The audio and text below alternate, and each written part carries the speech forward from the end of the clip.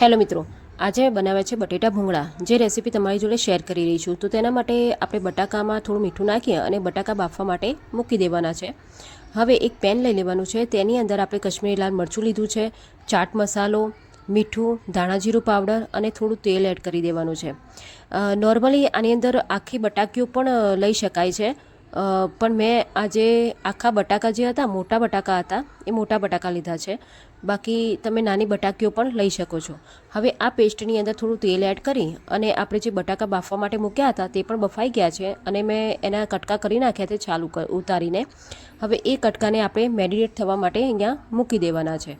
હવે આ મેરિનેટ થાય ત્યાં સુધી આપણે એક ચટણી બનાવવાની છે.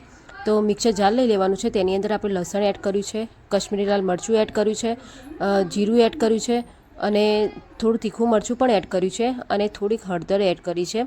પછી આમાં થોડું પાણી એડ કરી અને એની ફાઇન એકદમ પેસ્ટ બનાવી દેવાની છે. આમાં હળદર વધારે પડતી એડ નથી કરવાની, કેમ કે આનો કલર એકદમ રેડ હોવો જોઈએ. હવે આની એકદમ ફાઇન પેસ્ટ બની જાય પછી આપણે એક પેન લઈ લેવાનું છે. તેની અંદર થોડું તેલ નાખવાનું છે. તેલ આમાં આગળ પડતું હોવું જોઈએ. હવે આ પેસ્ટ જે બનાવી હતી એ પેસ્ટ આમાં એડ કરી દેવાની છે અને લસણની કચાશ દૂર થાય ત્યાં સુધી એને સાંતળવાની છે.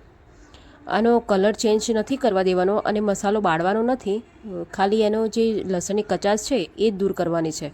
હવે આપણે જે મેરિનેટ કરવા માટે મૂક્યા હતા બટાકા, એ બટાકાની અંદર આ પેસ્ટ એડ કરી દેવાની છે અને ઉપરથી થોડું આપણે લીંબુ એડ કરવાનું છે. આમાં લીંબુનો ટેસ્ટ એટલો સરસ લાગે છે. જો લીંબુ ના હોય તો તમે આમચૂર પાવડર પણ એડ કરી શકો છો. હવે આ બાજુ મેં ભૂંગળા પણ તળી નાખ્યા છે.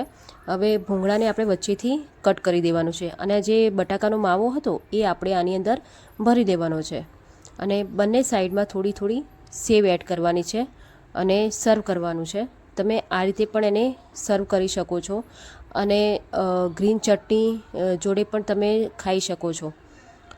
અને મેં બીજી રીતે પણ એને સર્વ કર્યું છે. આ રીતે પણ તમે સર્વ કરી શકો છો. તો તૈયાર છે બટેટા ભૂંગળા રેસીપી.